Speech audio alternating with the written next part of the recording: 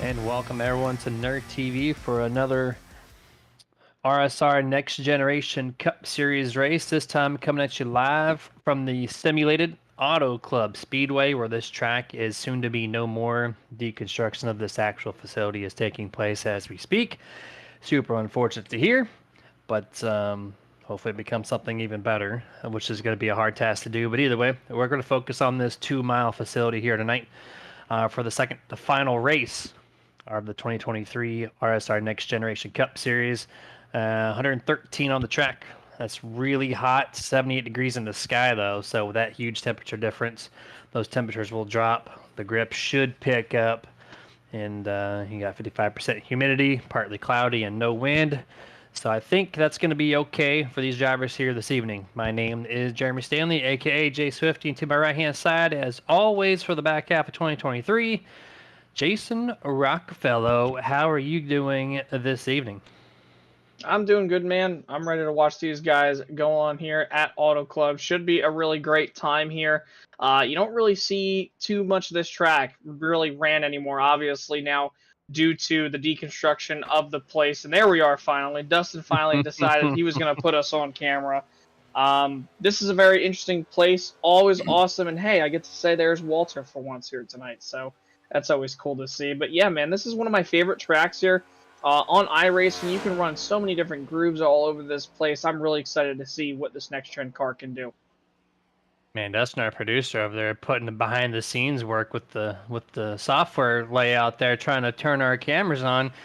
First time we've seen him in a while. I guess he forgot how to click a button on there, Mr. Walter / Dustin / Ballistic / whatever you want to call yourself. How are you doing over there? Hey, I'm doing good. I'm with you guys. I'm sad that this facility is going. It's a track that has not been kind to me in league racing, but it's always a good challenge when you come here. Very rough, bumpy track, but it's definitely sad that it's going to be one that's going to be going in the history books. But at least it is preserved on the iRacing service, so it can still be utilized. But I have a feeling these guys are going to be putting on one hell of a show tonight, so definitely looking forward to it. Yeah, we got 110 laps here. Stage break's going to be a lap 30. I know this place, you're going to have to take care of those tires. It is, like you said, bumpy. It's rough. It's abrasive. And with the high temp still currently on the surface, over 100 degrees, it's going to melt that Goodyear rubber away. And we joined a little bit late here this evening, getting things all set up. But right now we're in the middle of qualifying. We have 2 minutes left in this session. Right now, out of the 16 guys who have taken time here, the number 34 of Nolan Potter is currently holding the pole time here. The only driver to hit a 40.6 second lap time at a .663. Ryan Bean, of course, the man that has 8 wins here in 2023 Part B, currently sitting second place with a 40.727.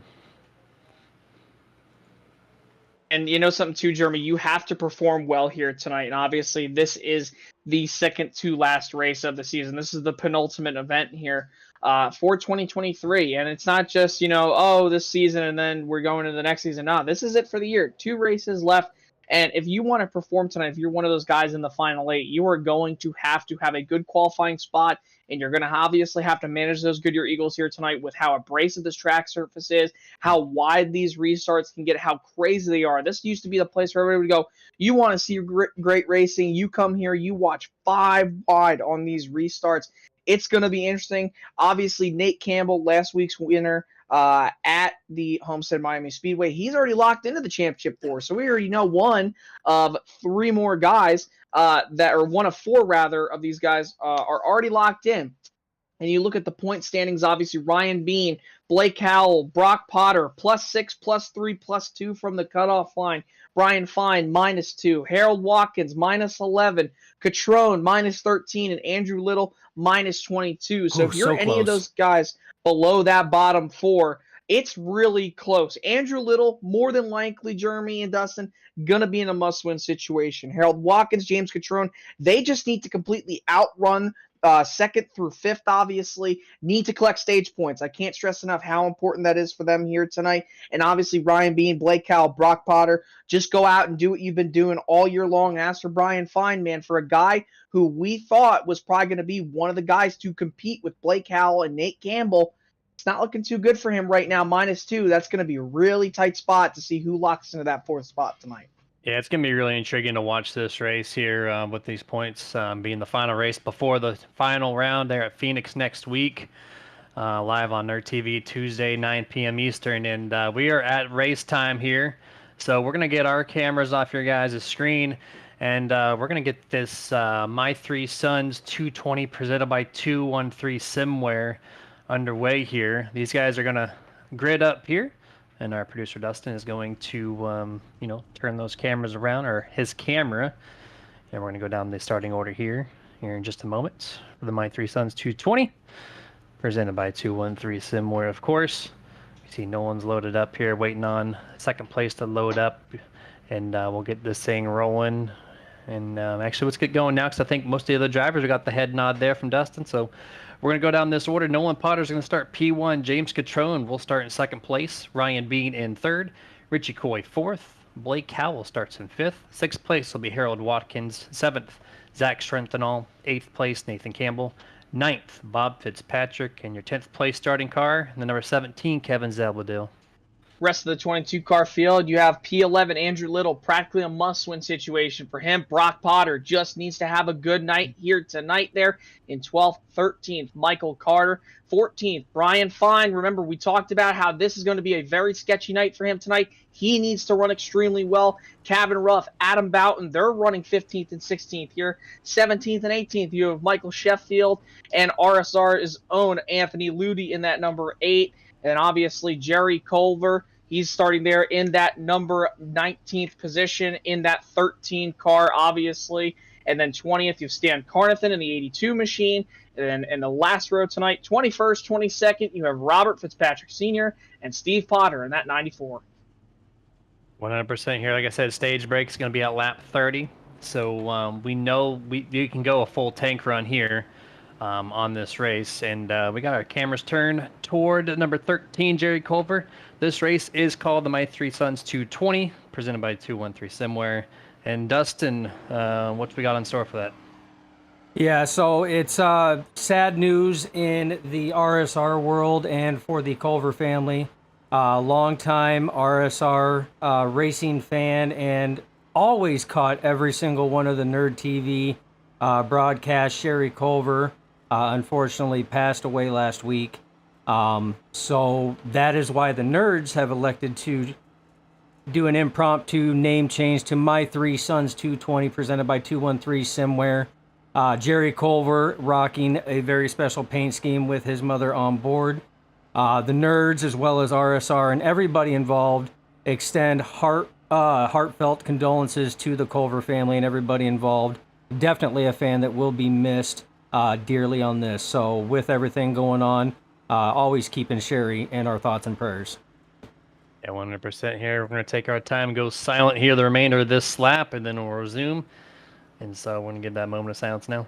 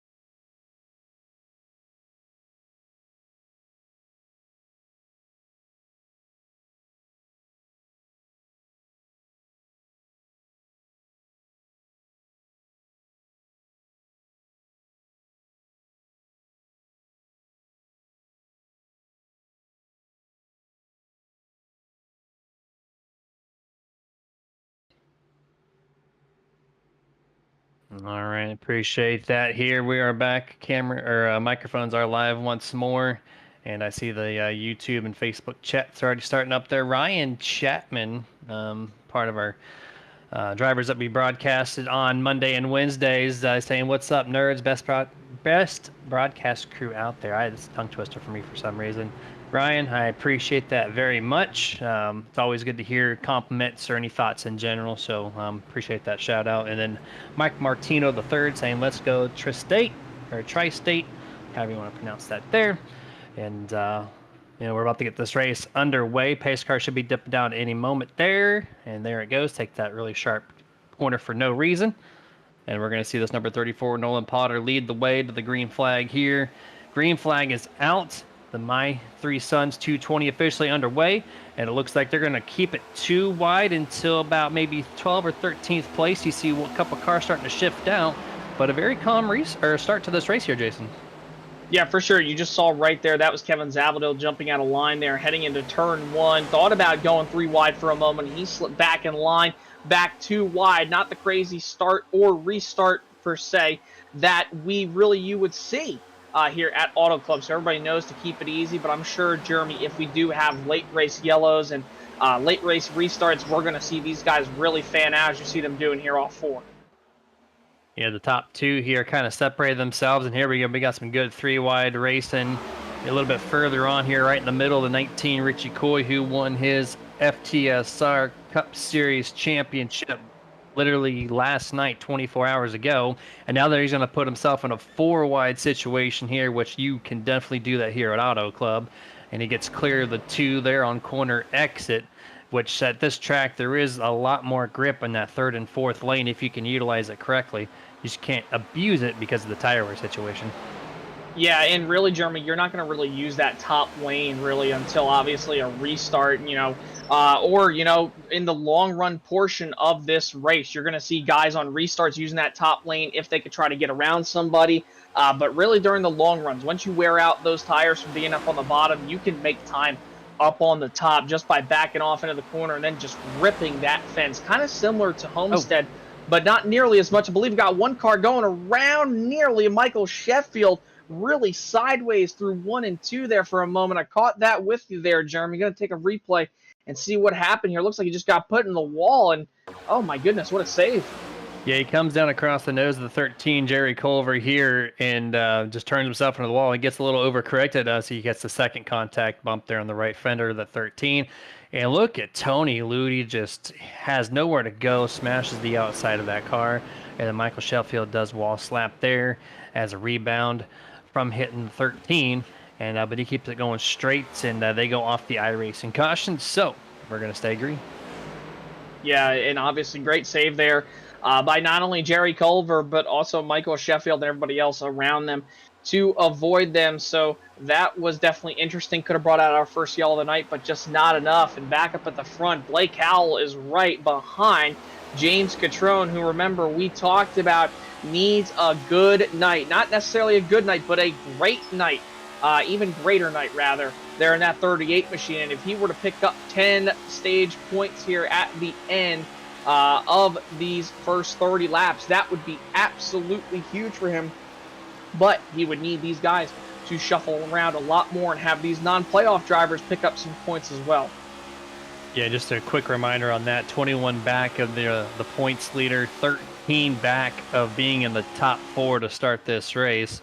So he needs everyone to have a bad night and himself to have a really good night. And so basically, as you said already, he is in a must-win situation. And right now, starting in second place, and right now leading the race, or at least it was leading momentarily. Like this 38 setting himself up for a really good position here, as long as he can manage those tires. Looks like that car has been pretty stout in practice, all practice long. Jumps into qualifying, obviously shows some great speed. And right now he's contending and actually passing the number 26 Blake Howell, this time off a 1 and 2. Does the little slide job, which you're going to see that here at Auto Club so often. You get that big run at the bottom because you go 4 or 5 car lengths to the inside. You make that cut back to the top, but you're going to lose all that speed on the back straightaway, and that's exactly what you saw with Blake Howell in the 26. He's going to do the crossover. They make a little contact, upsets the 38 car, get a little wiggle in that machine. He's going to have to check up there. It's going to allow Ryan Bean, Harold Watkins in the 45, and Nate Campbell to get to the top side here on the front straightaway. Huge moment off turn number 4, and that could have taken out a lot of playoff drivers, including that 38. We're going to see if maybe we can get a replay on that. Saw him get really loose. He packed a lot of air on that right rear of Blake Howell entering turn number 3. But once they got to 4, it's like he tried to get there again, got loose, and made some contact with the right rear quarter panel of the Blake Howell machine. Here we go, going to kick it over to our Nerd TV replay. Just gets loose, Jeremy, in the center of the corner. And I think really that's, or not rather the center of the corner, but into turn 4. And I think that was probably because of that diamond effect we talk about at these kind of racetracks. You can go from that middle or top of the track and then cut down, but you risk that right rear slipping on those black lines called seams, which have little to no grip on them here, especially at Auto Club. Yeah, no kidding there. And quickly jumping over to the YouTube chat, I see Sheila Geary saying prayers to the Culver family. And let's go, Blake Cowell, number 26. And right now you are cheering on the man who is leading this race 7 laps into this event, 110 laps overall. He's got a nice little car length or so over the number 28, Ryan Bean, who's didn't start in the front row. That's very unusual to see Ryan Bean in that predicament, but quickly is past second place, and he's got his teammates all behind him there, making the charge here at Blake Cowell in the 26. Is getting off into 1 and 2, and Jason are already starting to utilize that 3rd and 4th lane, at least the whole team there. 2nd, 3rd, and 4th, that train running the top there with your race leader.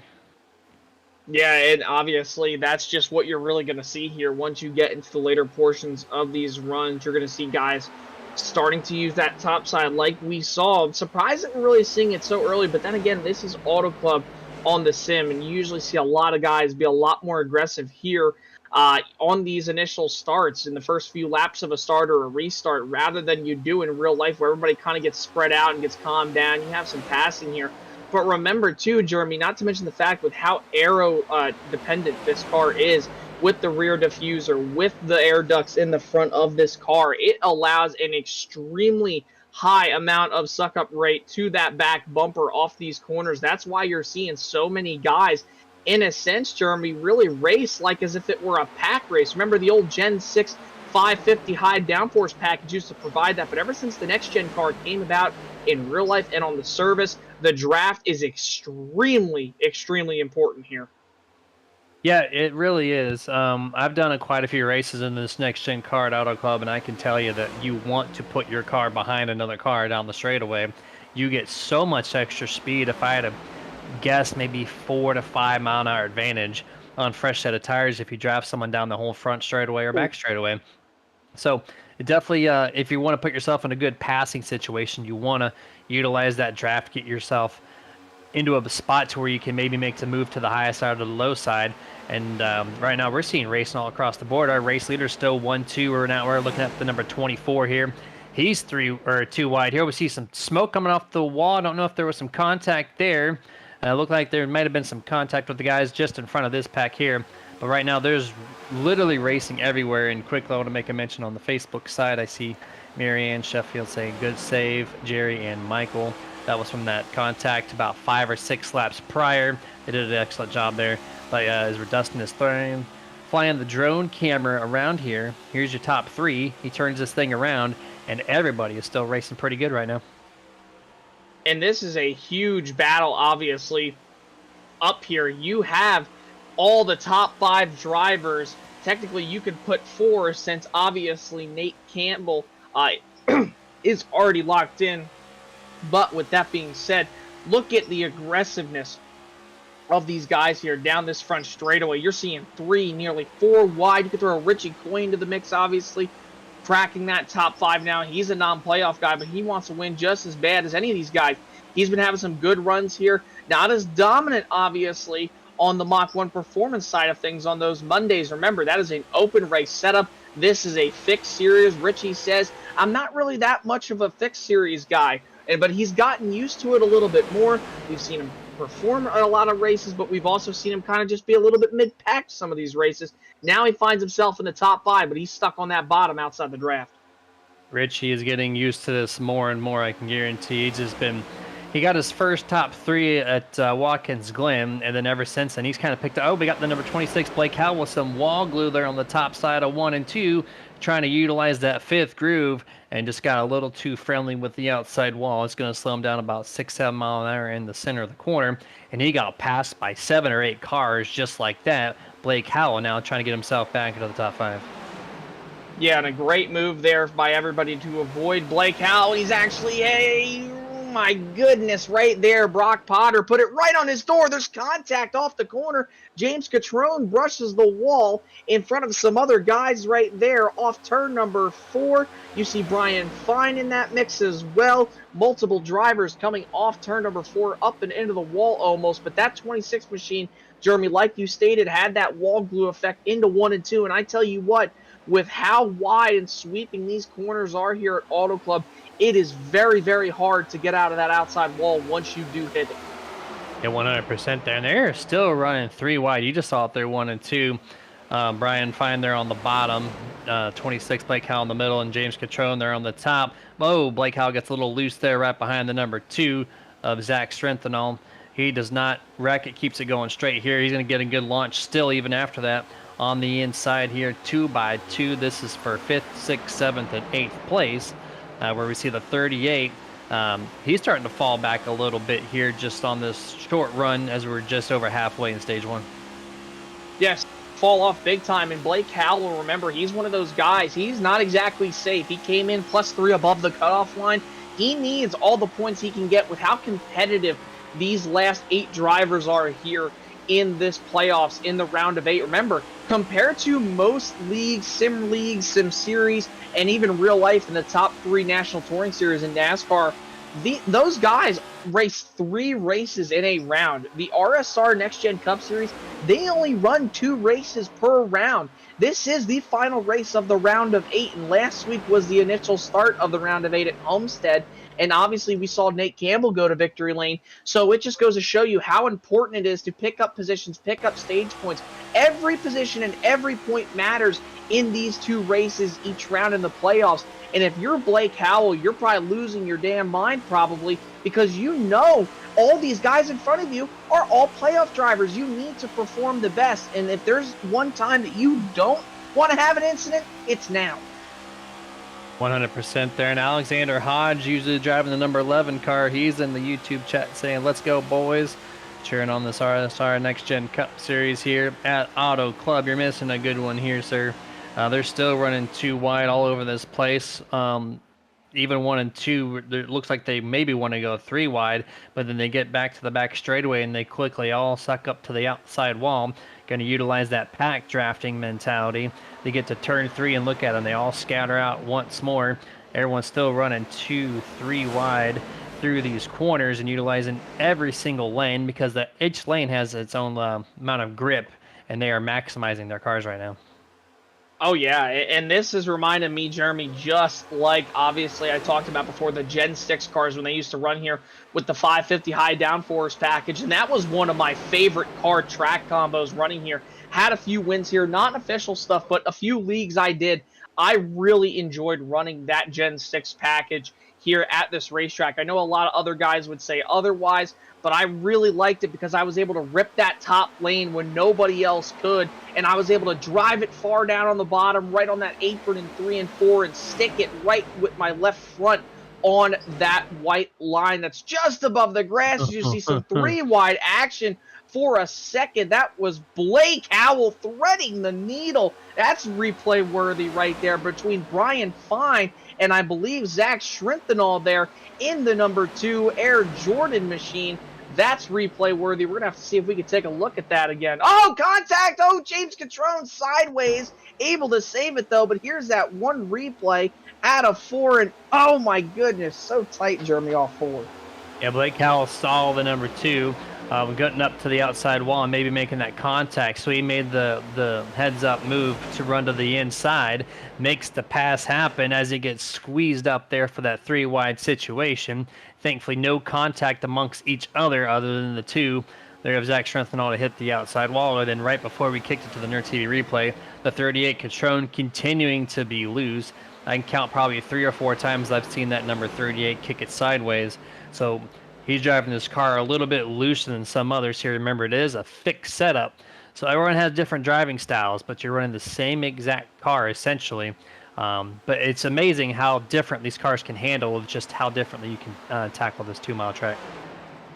Absolutely, and you want to make sure that obviously you do the best you can here tonight. And these guys are just all over the place.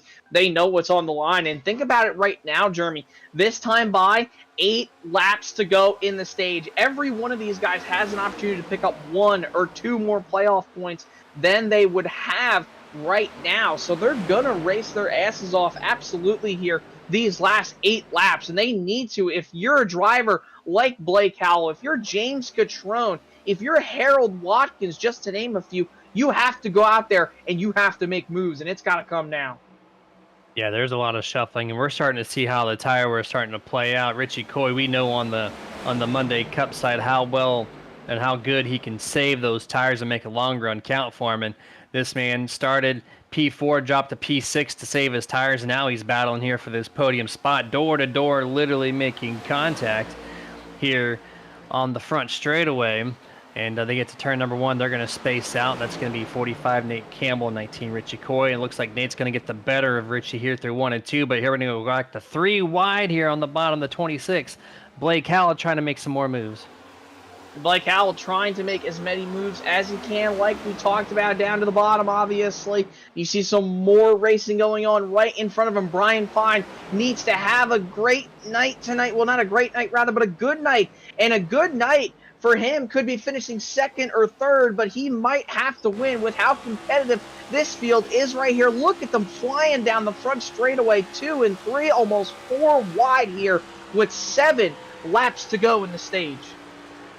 Yeah, laps are ticking down here, and I saw the number 2 of Strettenall trying to bump Blake Howell, get him down the front straightaway. He actually door slapped the outside wall after contact was made, just did not line that bumper up correctly. So we're starting to see some bump drafting essentially going around here at Auto Club Speedway.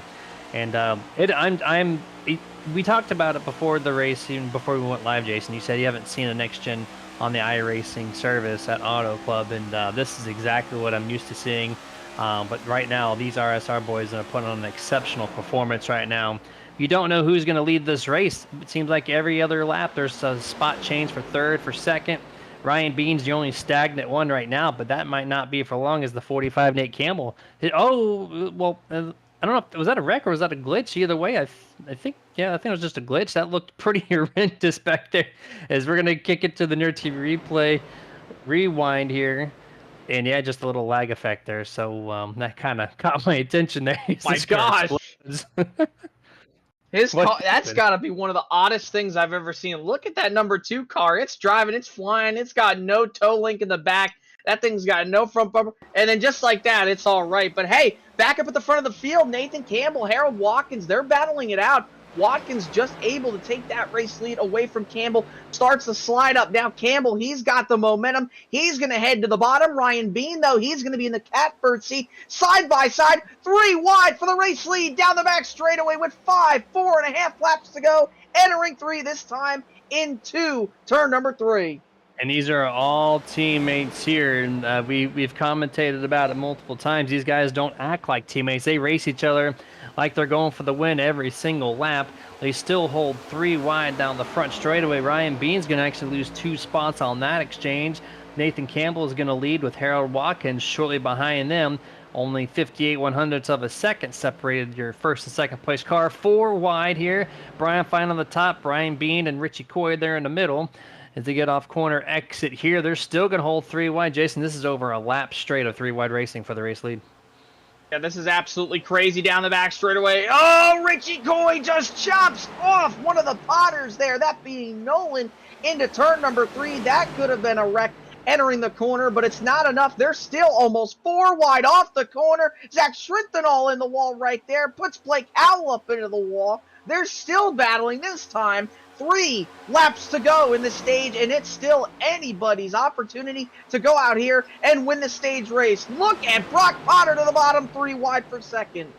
Tons of space there for the 57. Brian Fine to make a move in the middle of this track. Cannot get the grip on corner exit. The 23, Harold Watkins, resumes behind his teammate Nate Campbell down the back straightaway. Number 26, Blake Howell, is trying to make some moves here, but every time he seems like he gets into a passing position, they go 2 or 3 wide right in front of him and block any type of momentum he gets. He still currently holds 8th place after losing the top 2 early on in this event. And all of a sudden, just like that, all that 3 wide completely erased. They go single file down the front stretch. Yeah, but this is the thing here, Jeremy. Watch how filed out these guys are going to get once they get out of 2, down the back straightaway, and watch them just completely disband entering turn 3. Everybody's going to be in this draft here, down this back straightaway, and you're going to see them right here, down this back straightaway, single file. Now watch turn 3. They're all going to fan out. Everybody's going to run bottom, middle, top, third lane, fourth lane. It doesn't matter. Look at all these different lanes that everybody's running. Ryan Bean trying to rip the top seam pretty much, but they're coming down this time 3 wide. Brian Fine almost goes around with Richie Coy. Brian Fine's car is not feeling fine right now. He got off of turn number 4 really loose, had to check it up. He's going to lose 2 spots down the front straightaway here. Final lap in stage number 1. And it's like the lights turn off when they go down the front straightaway, but when they get to the corners, the lights turn on, the roaches scatter everywhere. They get back to the straightaway, they all suck up nice and close, using that draft pack mentality. But right now, the final lap, they're not trying to do that. I see some contact once more. The number 2, Strengthenol, makes more contact trying to bump the 19 of Richie Coy halfway down the back straightaway. There's just too many bumps. It really upsets your car when you try to do that. But kicking back to the front here, the number 45, Nathan Campbell, is going to win stage. Yeah, great stage win there. Everybody, though, still shuffling for some positions across the line here. That's going to bring out our first Roasted Gems Coffee Caution Flag of the night for the end of the initial stage and only stage. Nate Campbell picking up some points that he didn't even need. He didn't even need those points. So he's going out here saying, you saw me win last weekend. Hold my beer. I'm going to go out there and do it again. Great job by Nathan Campbell. And if you really saw there, Jeremy, towards the end of that run, he was the only guy to really hold his own ground and hold a singles position there at the front. Man, if you didn't want to sign up for RSR Next Gen Cup Series Racing, now you want to after watching that. That was a pretty epic battle. 1st through 10th, essentially, everyone was just flip-flopping positions. Didn't matter where you were at on the track. Pretty epic racing overall, but these guys are going to wind it down, head down pit road next time by. So we're just going to take our time here, and we're going to kick it over to picture-in-picture commercial break, and be back shortly for stage 2.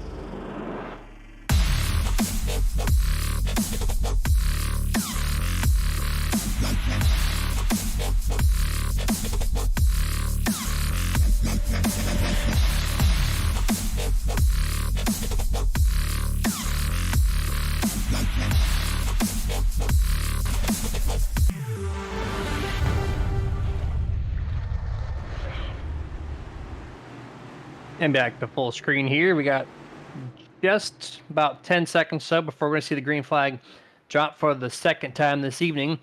These guys have a lot to prove here. Stage 1 was phenomenal, and let's see if they can back that up with a phenomenal Stage 2. We're going to run lap 35 to 110 to conclude this race here. Green flag is out for the My Three Sons 220, and they keep it 2x2 for the most part here down the front straightaway. And let's see what kind of positions we can cycle through here in the first couple laps. Yeah, and you see Brock Potter right there trying to keep that inside from Ryan Bean. Bean's going to jump up to the top, be in that preferred lane down the back straightaway. Has the draft wake behind him. He has Harold Watkins, his teammate Nate Campbell behind him.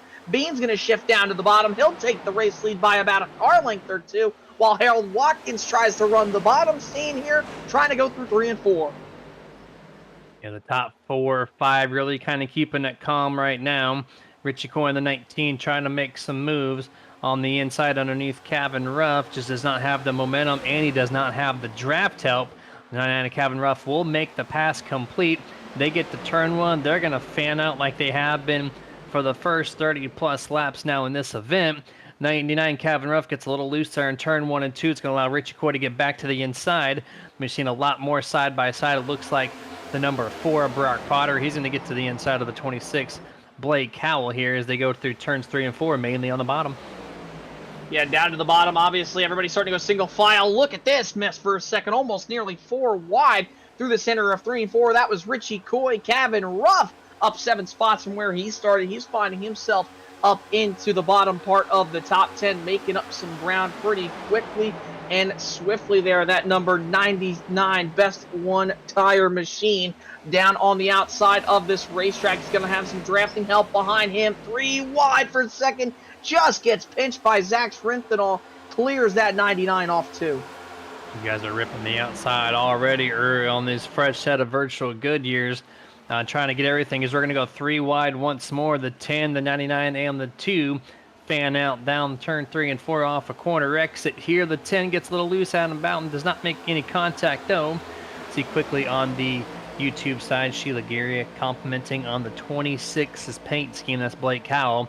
He paints and designs all of his cars, so that's no surprise that he did a phenomenal job on that number 26.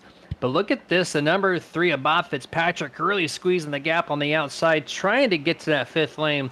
And Jason, I can tell you from experience, when you got a car in the 4th lane and you put your nose in between that 4th lane and 5th lane, it's like a suction hole. Like it brings you forward. It really slows down the person taking off the air off the right rear spoiler, and it just really propels your car. If you can make that gap happen, it's an awesome move to make. Absolutely. This track for sure is probably, in my opinion, Jeremy, out of most of the D-shaped ovals that we go to that are under 2 miles or less. Usually you think of this track, this would be usually a 1.5 mile racetrack, but in fact this is a 2-mile configuration.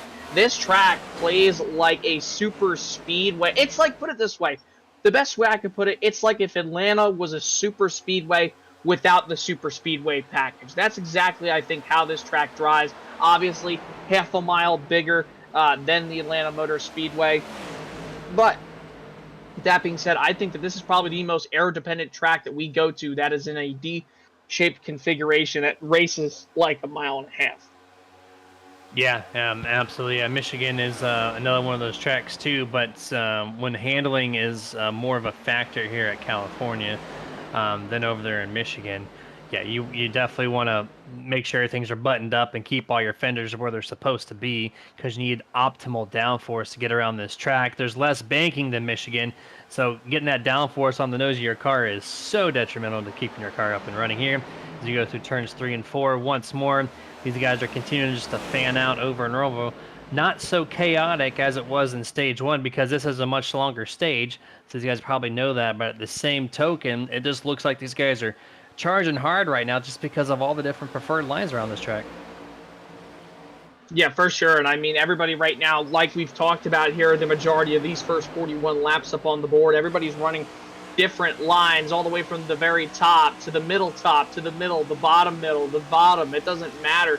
There are so many lanes to run here at Auto Club that really there's not really a dominant lane. It's all about how you get to the corner, what you're around, who you're around, how your car handles.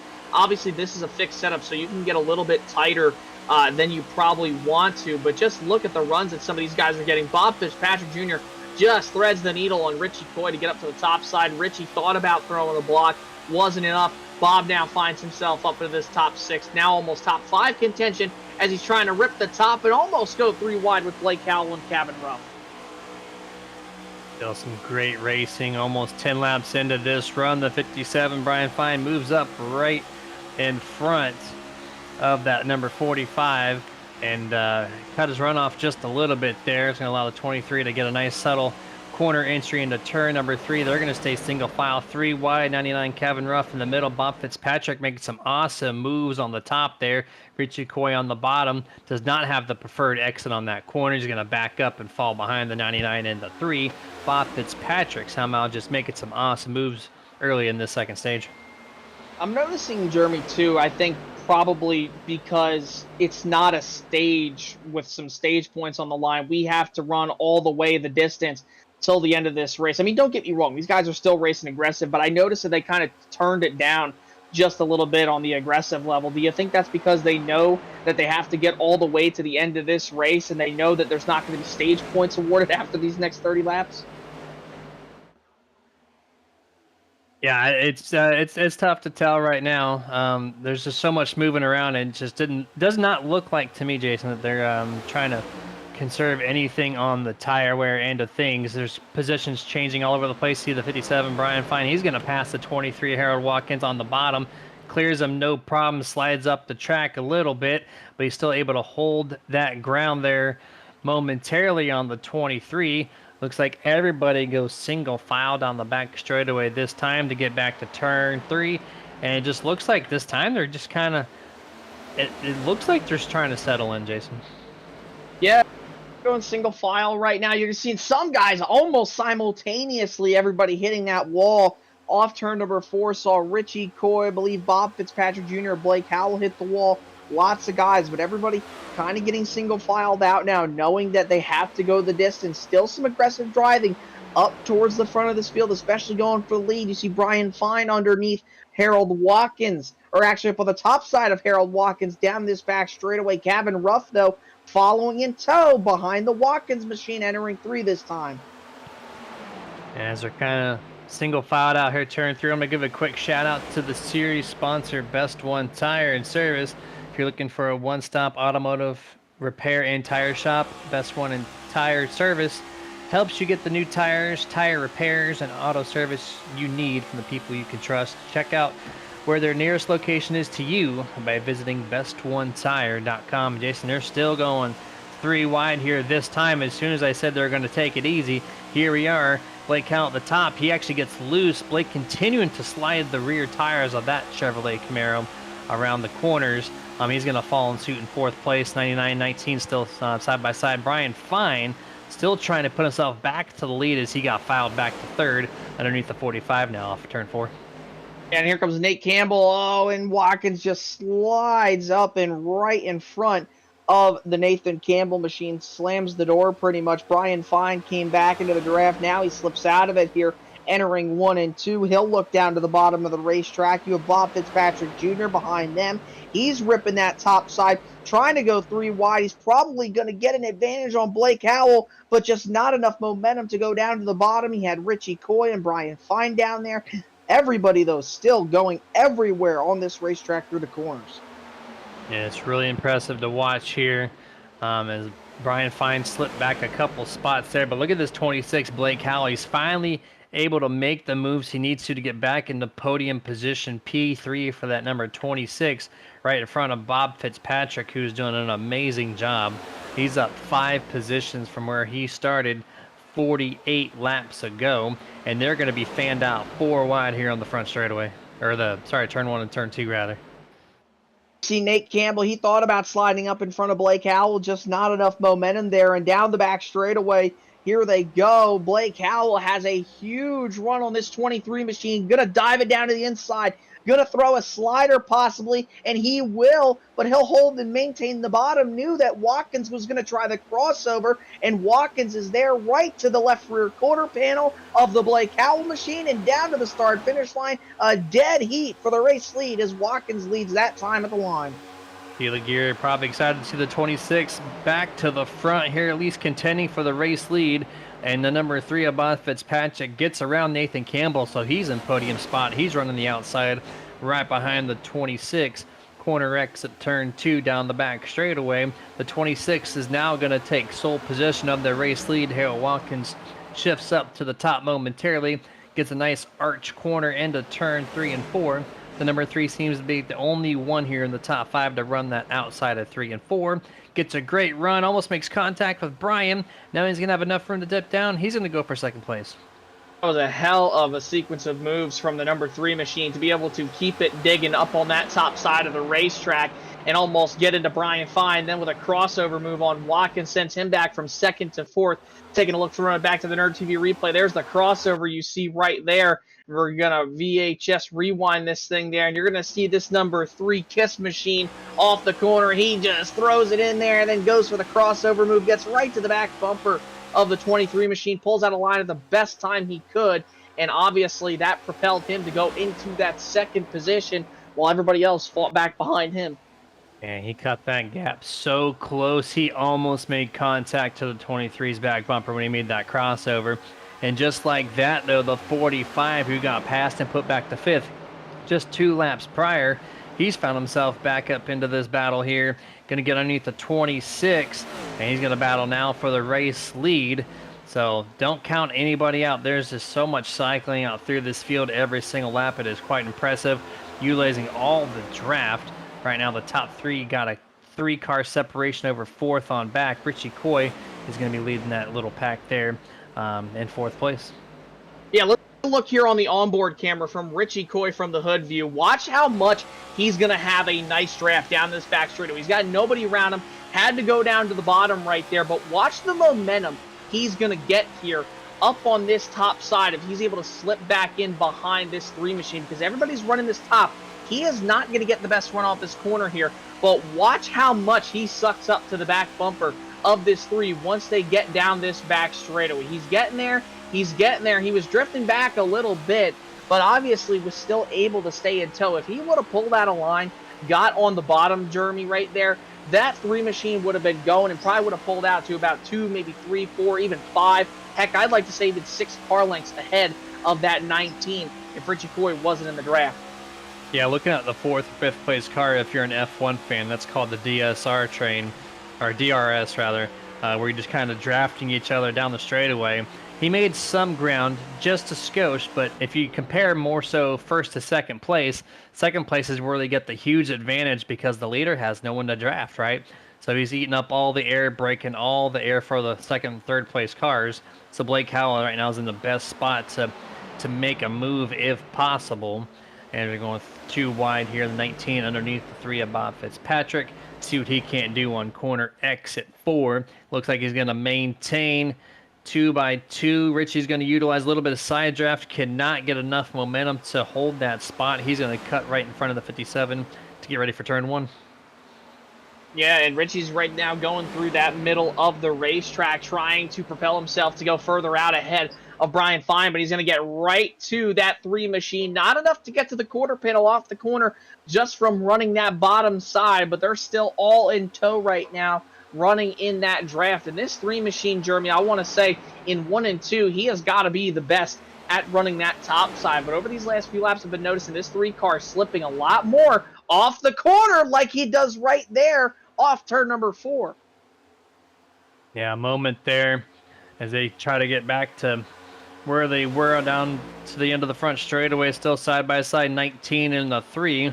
And once again, Bob Fitzpatrick runs 2 wide, finds himself in a little bit of wall glue, gets off of it early, but still going to cost him about 6 car lengths on Richie Coy. Another going to be 3 wide, and somehow Bob gets enough run to clear himself on the 57 to Brian Fine. Panning our camera back a little bit further through the field, we see the 99, the 28, the 24 and the 4. Right now, this is just inside your top 10 at the moment. Here as they come to the line on lap 56, so we are halfway done with this event. And it's been crazy how much this race has flown by, obviously, but the amount of action that we're seeing on this racetrack is absolutely insane. Everything's kind of not necessarily toned down, but it's gotten way more spread out. Let's just take a look here just because of the draft on this racetrack. Let's take a look here. There you go. Dustin knew exactly what I wanted. Interesting to see some of the... Yeah, of course you do. All these guys, you can see them there in that second half of the back of the pack here. Once you see that big pack entering 3 now, you get until about, obviously, halfway down the back straight. That's when things really start getting all, kind of spread out big time. But besides that, all the fast guys are all really still right there and can still drive to this front if they have, a car or, drivability able to get up towards the front of this field. So it just goes to show you how tight the competition is here tonight with the draft, the aero dependency with these race cars, and obviously the abrasive and racy surface. Yeah, 100% there. I'm going to take a quick moment here to shout out one of our partners, Dusty Pete's, the official hobby store of the Nerditudes. Hobby store with a whole lot more. Based out of New York, Dusty Pete's is your one-stop shop for many things nerdy. So if collecting is the game, Dusty Pete's is the name, for figurines and action figures to collectible cards, such as Magic the Gathering, Pokemon, and sports cards, to die-cast replicas, and a bunch of comic books that they have to offer you. So if you're wanting to update your collection, turn no further than to DustyPete's.com, and anything you do pick up from their store, you super nerd at checkout. It's going to save you 10% off your entire shopping cart.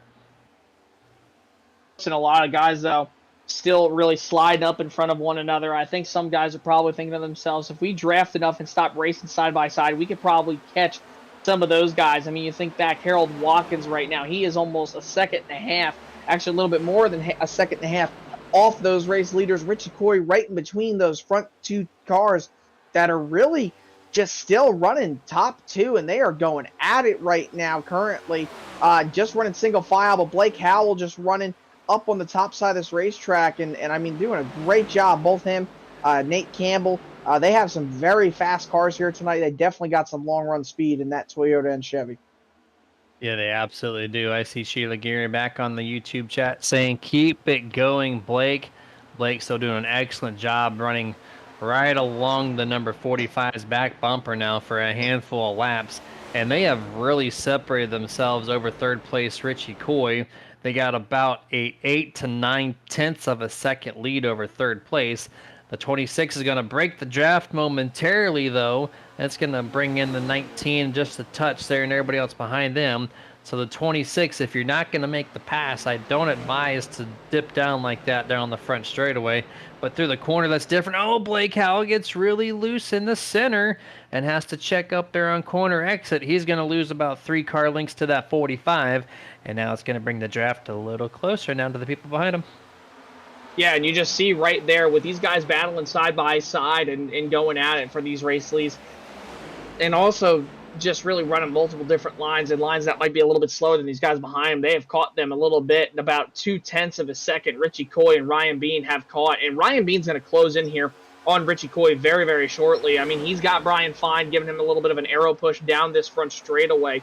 And Richie Coy, all by his lonesome self, is just right in between these 2 packs. He doesn't really have that big of a draft weight to kind of go off of. He's had some toe off the 26 and 45, but it's just not enough. Ryan Bean, though, he's close enough to that 19 to where he can basically smell third place, and he is creeping in on him quickly. Yeah, he's definitely keeping his spot there because of the 19's draft at the moment, as the 20 is trying to find the magic right now that his teammate Nathan Campbell does in the 45, who's had his number here for the past few weeks on average. As we're getting closer and closer to the final third of this event. We saw the number 24, Michael Carter, at least I did. He came down pit road last lap, and it looks like the 38 of James Catrone, he's coming off pit road, and looks like we got some more takers here, as it looks like Jason Green Flag pit stops are officially underway. Yeah, Green Flag pit stops finally starting to come in here this time. You see, obviously, Adam Bout and Kevin Zabaldil hitting the pits this time. I mean, it's been a little bit since these guys have taken a pit stop. I mean, you go back lap 32, so these guys can go about 30, 40 laps with tires because of the abrasive surface. And I mean, you look at the last lap time for Nathan Campbell, 41.663. His best lap time was a 40.680. So over a second of fall off almost for those guys. So it just goes to show you that the tire wear here is a very, very crucial 30 laps into a run. Looking off the back bumper, the 19 Richie Coy, watching Ryan Bean make an attack here on the inside down the back straightaway. Chosen to turn number 3. The 19 is going to drive it in pretty heavy on that third lane, and they're going to remain side by side through turns 4. Gets to the front straightaway, and they're going to remain that way the whole time. The 28's trying to put himself into podium spot, but Richie Coy holding strong right now as we get to laps number 64. Yeah, great battling right here between Ryan Bean and Richie Coy. You see Ryan trying to go to the bottom. He's probably going to try to slide up in front of this 19 machine, if I were to say, coming off turn number 2. Richie, though, has one heck of a run off this corner. Bean will slide up in front of him. Coy will go to the inside, get to the left rear, side draft a bit off the corner, and they're still going to be side by side with Brian Fine and Harold Watkins right behind them, ready to pounce. Yeah, ready to go here. And I'm kind of curious now when these lead cars are going to take their time down to pit road, since we already seen like Catrone come down. That door is open. How far do they extend this? Usually I see the 38 come down later in the run, but this time he elected to come down just a little bit early. But the 1928, they are not letting each other go. But at the same token, they're running side by side, and they're catching first and second place. So while racing, as they finally clear, the 28 gets in front of the 19 this time.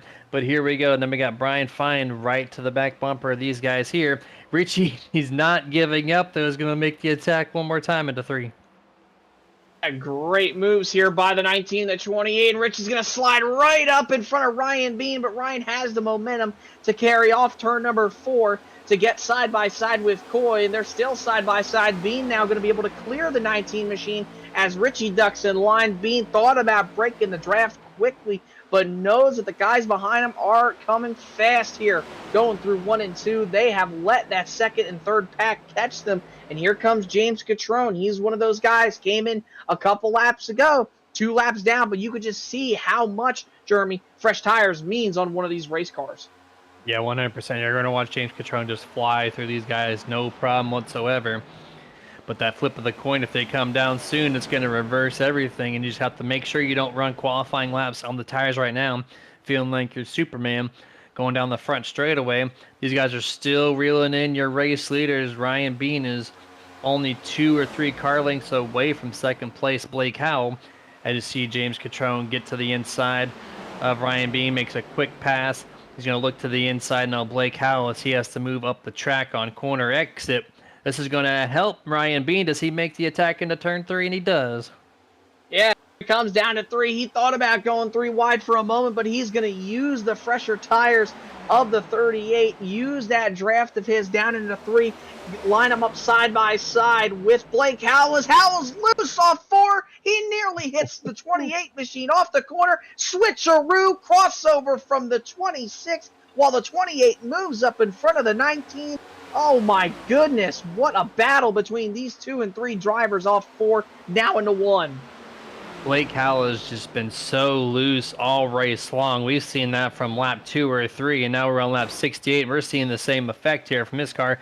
Their TV replay, you see how loose it was. Ryan Bean didn't expect that, and they got within maybe 3 inches of each other on corner exit, doing, about 170, 160 mile an hour. There on corner exit. So excellent heads up by Ryan Bean to not make the contact there with Blake Howell, and Blake Howell himself for having he's got some hands on that wheel, man. He's not feeling good setup wise, but he is making the most of this thing for sure. I mean, 2 more inches and he probably would have hit that number 19, or that 28 rather, in the right side door, and they probably would have been careening out of control off 4, but they're able to keep it going. And look who it's really hurt, obviously, the 26. He's falling back now, not 1, not 2, almost now 3 positions as Brian Fine, Harold Watkins find themselves able to catch right up to the back bumper of that Raise energy drink machine off 3 and 4. This time, Fine's going to have a run. Look to the outside while Howell is just struggling for grip in that number 23 machine. That was a really big slide there off turn 4 last time, so it doesn't surprise me that he has to take a moment to cool off the tires. But this is definitely going to hurt the long run right now, as we got 41 laps to go in the My Three Sons 220, presented by 213 Simware. But Blake needs to cool them tires off for a couple more laps and get to it before they may come down pit road. Or he might just say, hey, my car is out of shape right now. I need to make this pit stop. He's really slow into turn 3. I wonder if he's coming down this time. He very well could be here this time, possibly. It looks like he will. He's coming down this time in that number 26 machine. 4th gear, down into 3rd here in a second. But he's going to let that car get all the way down to 55 miles an hour, being pit road speed.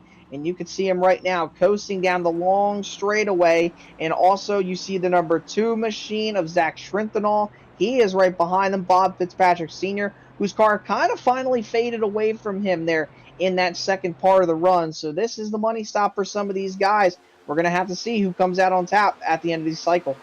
Yep, Schrintenall, Howell, and Fitzpatrick, all 3 of those guys down pit road simultaneously hits their box. Now we're seeing the number 28. He's going to peel off and come down pit road here, giving up 2nd place in the field on lap 71 to come see his crew members here on pit road. The last green flag pit stop and the only green flag pit stop of tonight's race. If you're Nathan Campbell and Richie Coy, you have nothing to lose but going out here for a win. Don't let this 28 leapfrog you on green flag cycle. Pit this time by, because like we talked about, over a second of fall off with these tires. If they keep running like this, they're going to lose a second a lap to that number 28. So if I were the 45 and 19, you got to come this time for tires. They're calling it 45's coming down the 57. He will also come down this time. Richie Coy looks like he will as well. So your top 3 are peeling off the track here to come to see their crew on lap number 72. And this is going to rotate the 34 Nolan Potter temporarily to the race lead. Oh boy, Jeremy, I don't know if that number 57 of Brian Fine was speeding on pit road, but it was awfully close. Got all 4 tires locked up, nearly hit the pit road commitment line, or not line, but rather the cone. Now remember, in iRacing, that is not a pit road violation like it is in real life, but obviously if you speed, it is. So we're going to have to see if this 57 machine does in fact get a black flag for coming into the pits, because it looked really, really close there on entry. I love some iRacing telemetry because I went back and looked at it in almost real time. Brian Fine at the line exactly at 55 miles an hour. So an excellent job right there, 55 at the cone, does not hit it. So a damn near perfect entrance to maximize all the speed he could on pit entrance there. Yeah, great job by Brian Fine. And you think about it, Jeremy, just with catching up to them, trying to pull the Kyle Larson effect by getting into the pits very, very hot. Not the Homestead-esque, Jeremy, but remember how good Larson is usually at getting onto pit road and closing those gaps. You think about a few years ago in the 2021 Coca-Cola 600, Kyle Larson gained a significant amount of time on Chase Elliott entering pit road, and eventually led him to taking the lead away from his very own Hendrick Motorsports teammate. Brian Fine tried to do just that. He timed it perfectly. That could be what gets him into the championship 4 by 1 point, 2 points. Who knows? He probably just saved his playoffs right there by locking them up. And I'm going to reverse that call there. Even though it looked clean on the replay, the 57 30-second hold on pit road. So No! He had to wait. He is now super far behind here. I didn't see anything to notate it. Like the cone was clear. He didn't touch the grass. But all the cars peeled off pit road, and his car continued to sit there. So I don't have any official word, but definitely had a way longer pit stop than everybody else. Wow, and that's a huge deal, obviously, and Brian Fine is a lap down now. So, I mean, this is huge for him, for the playoffs, and he was a driver who gained a few points in that stage, and that's something also that we haven't even talked about. You see Kevin Ruff in the Best One Tire Service. He comes to pit road this time by, and I mean, Jeremy, there are a lot of playoff guys who got points in that stage, and it shook up the playoff picture just a little bit. Nobody shifted positions, but more points were gained. Some points were lost. Andrew Little, obviously, James Controne, no points. They are in must-win situations for the time being. Harold Watkins needs to finish about 10 positions better than any of those guys up in front of him in the points. Brian Fine, -6 positions right there at the end of that stage at lap 30. He lost time, or rather points, to the cutoff line, so he needs to try to gain those positions back. And at this point, I don't know if it's going to happen. As for Brock Potter, Blake Howell, Ryan Bean, they're looking pretty right now with only a handful of laps to go. Yeah, and Brian Fine at the moment is the last person 1 lap down, which he has 6 others in that same position on the track. So you're going to need to pass a lot of people or get a lot of cautions, which, as we're on lap 78 at this time, not going to happen. We've only had 1 caution that was only due to stage end. So Brian Fine at this time, unless there's something drastic that happens, is out of the championship for at Phoenix next week. Yeah, and obviously that would be so huge because Brian Fine has been a driver all year who has been week in and week out very, very fast.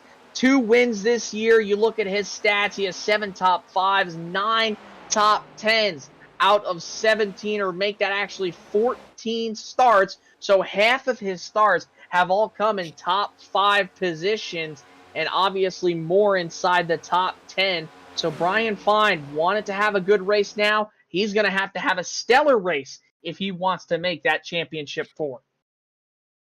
Yeah, 100% here. As we're waiting to see the number 34 Nolan Potter see what he can do to get himself into pit road. Looking at Jerry Culver, Andrew Little, and Robert Fitzpatrick. Those 4 guys have not seen pit road. Everybody else has at this point. And it looks like temporarily, if we still got our audio at least live, our video, I do believe, is froze momentarily. So we're going to get that worked on and see if we can get that restarted real quick. But I think we're going to go to full picture commercial break here and get that fixed up, rather. So we'll be back momentarily.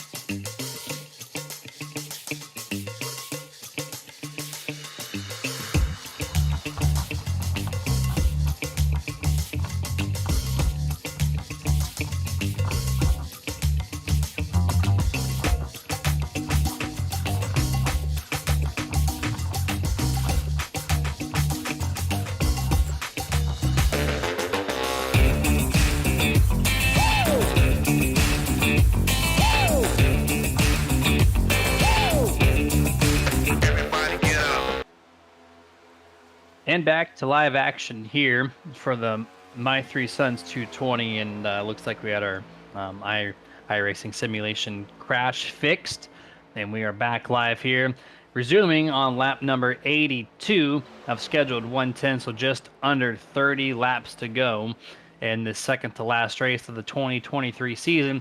Andrew Little right now is your race leader.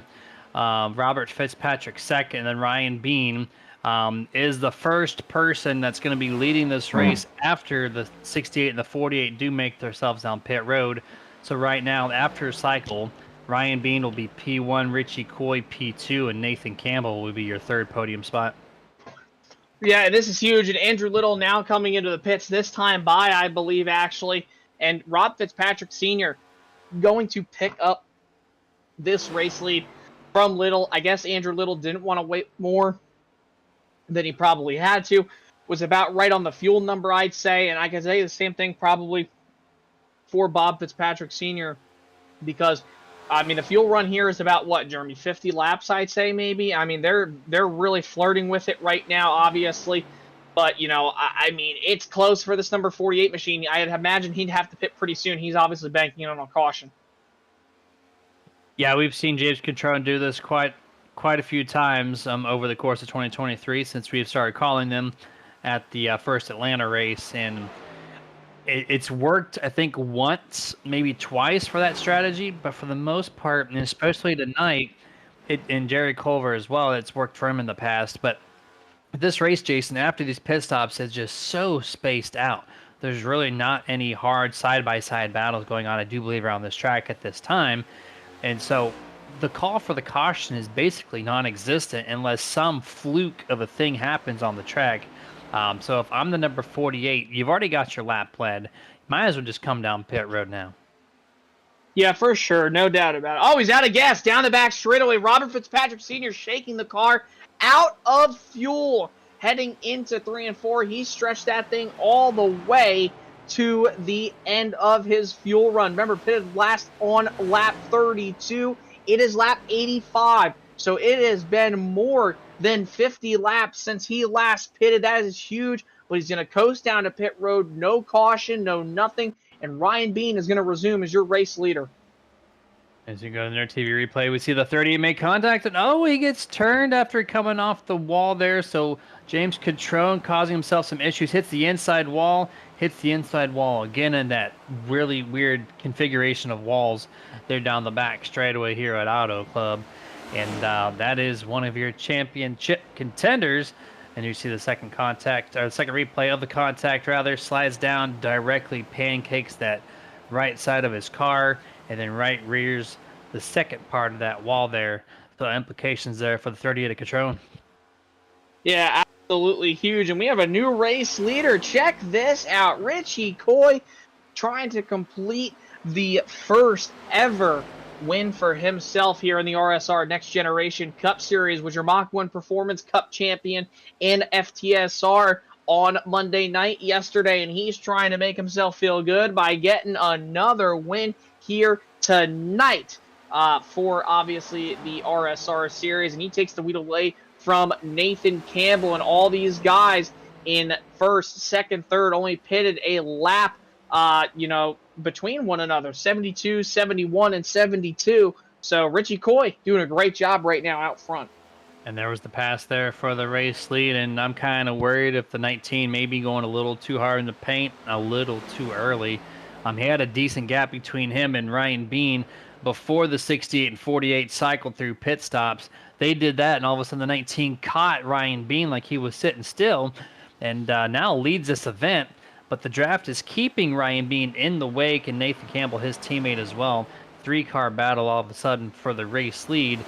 Does the 19 have enough, though, in the tank as far as the tire wear is concerned to keep behind these really fast 2 cars behind him? He might. I just don't know yet. I mean, Ryan Bean and Nathan Campbell have been very 2 fast cars here tonight. Remember, these guys are all separated by no more than 0.3 of a second. So it's still anybody's race as you see Bean try to go down to the bottom now. I just don't know, Jeremy. We're going to have to see how these cars handle on the long run with 22 laps to go. Yeah, right now they all look pretty good. We'll have to keep intact. About 10 laps or so left. That's where we're really going to see that tire wear once again just fall off.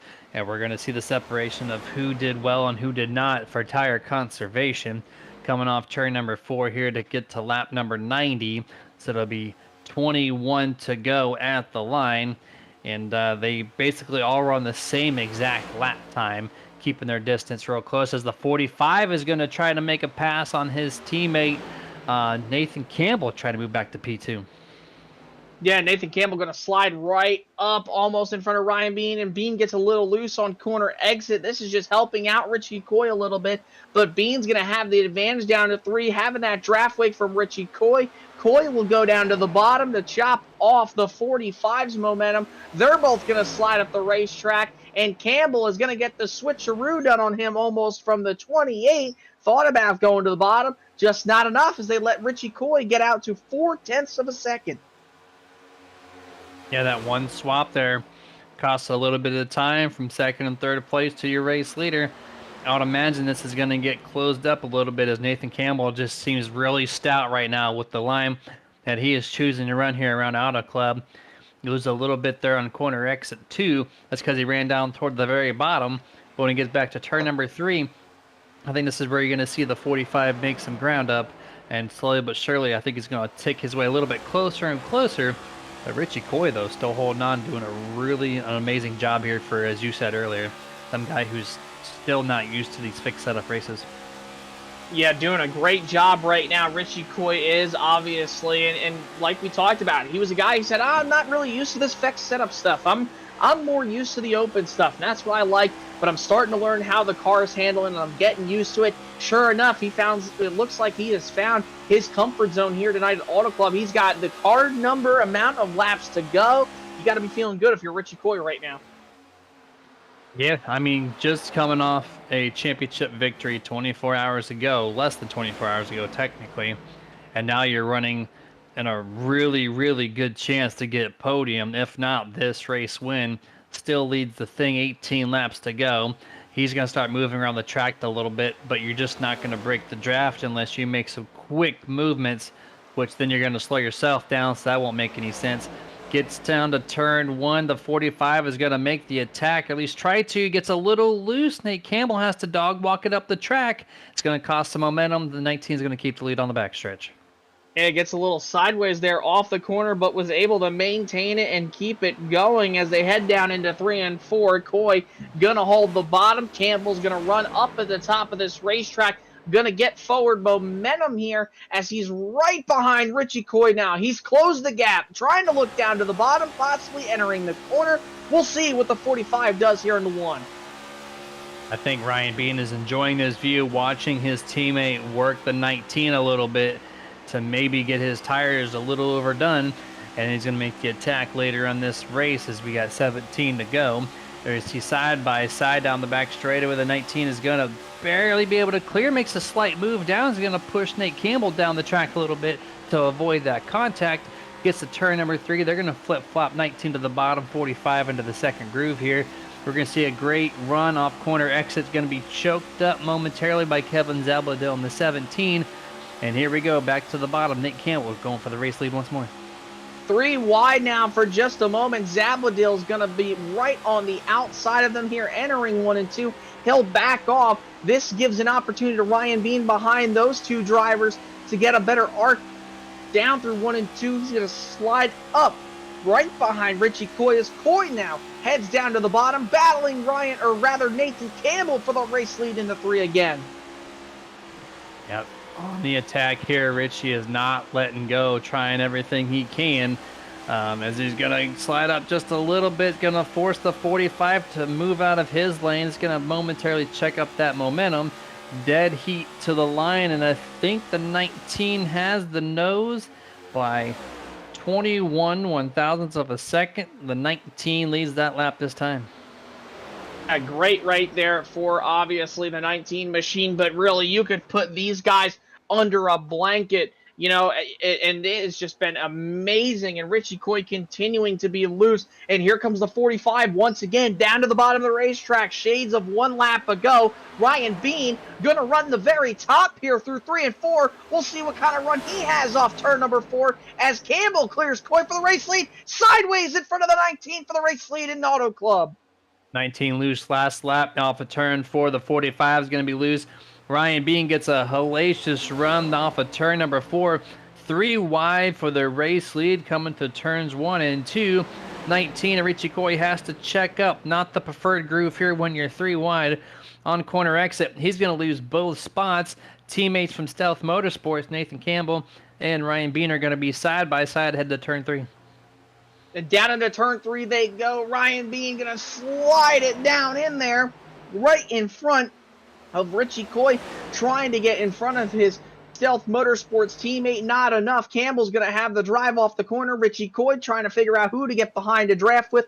They're going to get single filed out now here. 13 laps to go, and they are over 5 seconds ahead of Blake Howell, sitting in that 4th position. And it's all a battle for the race lead going on up at the front with 13 laps to go.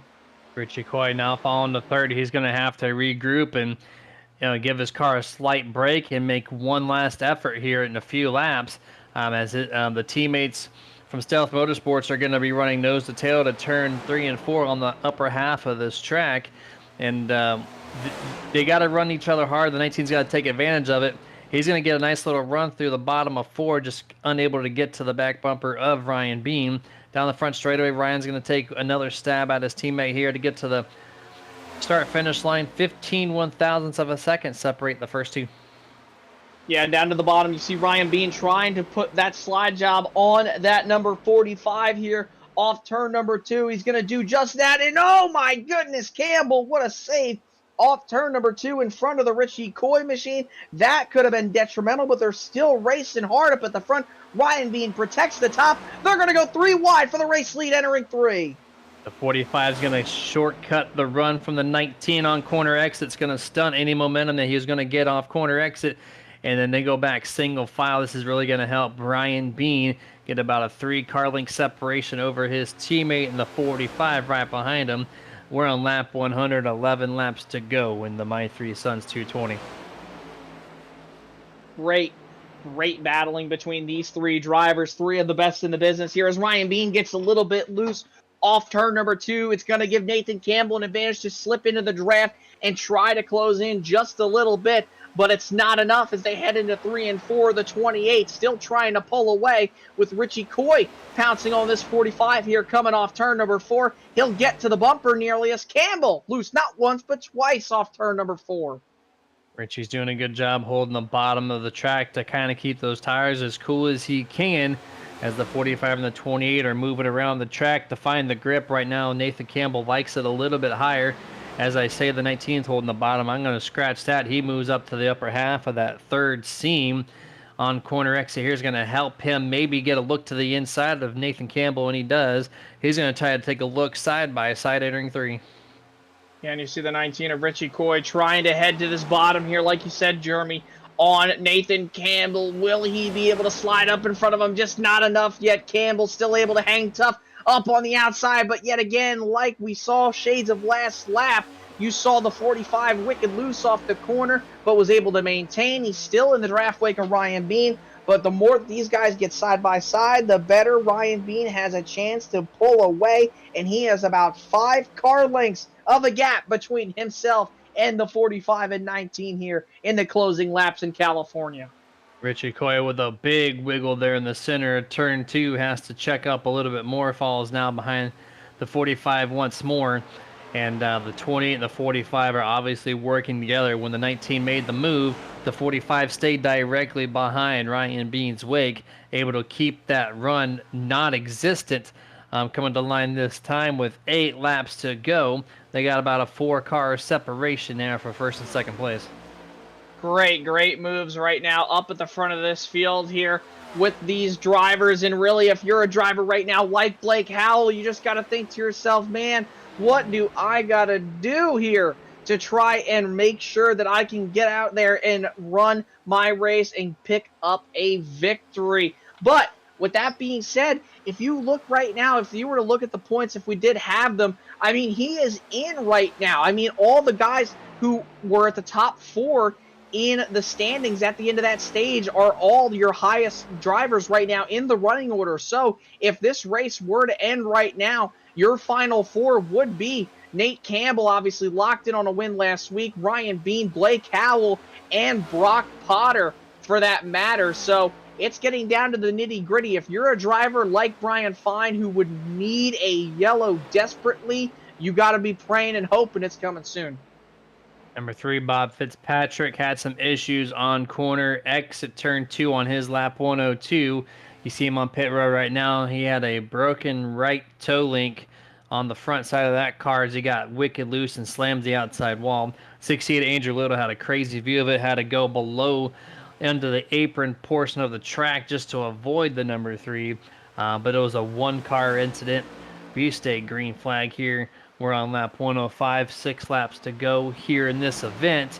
And it looks like the 28 is all but sail here on turn 2 exit, utilizing that third and fourth groove to maximize his run on exit. I think this race right now is for the battle for second and third. Some great momentum here going on for Ryan Bean, but this battle for second still heating up between the 45 and 19. If this 45 wants to try to go run down his teammate, oh, he can't get loose like that off 4. He gets loose yet again, nearly spins out off the front bumper of Richie Coy, but it's been a great battle between these two. If Nathan Campbell wants any chance remotely to go run down his teammate, he needs to try and keep on clearing Richie Coy, making sure he doesn't get there, put any pressure on him. Richie Coy is going to have a great run here, coming off 2, and I stand corrected as he gets loose off the corner. Nathan Campbell, though, ran the bottom, and it's just enabling Ryan Bean to get further and further out ahead, coming to 4 to go. I think Richie was just a little too aggressive, a little too early on this run, and is prohibiting him from making any advancement, at least on the 28 side. But we get to the 45, who's just as loose as Richie Coy is. It's making this a pretty equal race here. Coming to 3 laps to go in this event. Actually, it's going to be, 4 to go. My correction there. 4 laps to go. The 45, Nathan Campbell, gets a great run off of turn 4, able to get about 3 or 4 car lengths on the 19. He's going to run about the third or fourth groove to try to get a run off turn 2. Yeah, great momentum there from the number 19 machine, trying his best to get back to Nathan Campbell, but really, I just don't know if this 19 has enough. I don't know if the 45 has enough to get to Ryan Bean. He's just so strong. He's out there by almost half a second right now with this 19 and 45 going at it the way that they are. I think Ryan Bean is pretty much in that seat to get this victory here tonight. 3 to go this time at the line. If you're one of these guys, you've got to settle the differences now, and you got to run down that 28. And if you're a driver like, obviously, the 57 of Brian Fine, 1 lap down, he needs to get back on that lead lap. You're hoping for a caution, and the same goes for other drivers like Andrew Little and so on. If the 45 was just a little bit closer to Ryan Bean, I would think to myself personally, he'd be in a weird predicament. You want your teammates in the championship for you really do. But you also don't want the fastest guy in the field of all 2023 on average as your direct competitor for that trophy. He can't get to him, so you can't put a contest for him. So if Ryan Bean keeps his car clean, I think he's going to get this trophy, no question about it, and set himself locked into the Final Four next weekend at Phoenix. We got 2 laps left here. The 19 really trying to get second place, but Ryan Bean is just continuing to pull and pull and pull. You see the 19 machine right now trying to look to the bottom, but he knows he's going to have that lap car of the number, I believe that's the 48, if I'm correct. Yes, it is. Down into 3 and 4, kind of hinders the progress into the corner, but they're going to remain side by side. And this time, Jeremy, white flag's going to be in the air one more time around for Ryan Bean. He's going to lock himself in to the championship 4 if he can just create a 4 more perfect corners. Nathan Campbell in 45 scraped the wall in the back straightaway last time and allowed Richie Coy to get to the inside and make the pass effort here. But Nathan brings it back around the 19, going to do a little slide action, gets really loose, hits the outside wall, and Richie Coy is going to secure this spot here, going to get himself about a 2 or 3 car length advantage in turn number 3. So it looks like the 28, 19, 45, this is how they're going to finish this race.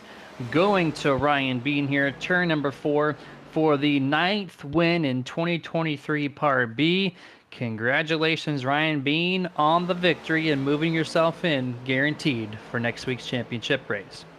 I think we can all agree between me and you, Jeremy, and also Dustin here in the booth, that this 28 machine has been the car to beat week in and week out all season long, ever since we started calling back at Atlanta in the middle of the season for these RSR guys. And he has been so fast every single race that we've been to pretty much. I mean, last year's champion I believe he was last year's champion rather, trying to go back to back. This 28 machine, he's going to be a threat when they go to Phoenix for sure next week. Yeah, I'm just looking at the points too, and it looks like the top 4 coming into tonight's event will remain that way. So Nathan Campbell, Ryan Bean, Blake Howell, Brock Potter, those 4 will be fighting for the championship trophy next Tuesday at Phoenix. These guys get wind down here, down to the front straightaway. We're going to go over the unofficial results here for this My Three Sons 220 presented by 213 Simway. Ryan Bean, P1. Richie Coy, second place. Nathan Campbell, third. Blake Howell, fourth. Harold Watkins in fifth. Brock Potter in sixth. Nolan Potter, seventh. Kevin Ruff, eighth. Stan Carneth in ninth and 10th place. Andrew Little. Yeah, and then you have the rest of your field, obviously, all the way down to 22nd. Jerry Culver coming home in a very nice 11th place position tonight. Obviously, condolences going out to Jerry Culver and the rest of his friends and family on the loss of his mother. So, with that being said, Jerry, wishing you guys all the best. 12th, Steve Potter there. 13th, Brian Fine. So surprising that we're talking about Brian Fine missing this next round in the championship all because of a pit road penalty. And then you have 14th, Kevin Zavadil. 15th, Zach Shrinthal. 16th, Rob Fitzpatrick Sr. Catrone misses the next round, obviously, Bob Fitzpatrick Jr. Then you have Adam Boughton, Anthony Ludi, Michael Carter, and Michael Sheffield rounds out your 22-car field. That's going to bring us to a full screen commercial break. We're going to gather up tonight's top 3, being Ryan Beam, Richie Coy, Nathan Campbell. And we'll be back shortly for those post-race interviews.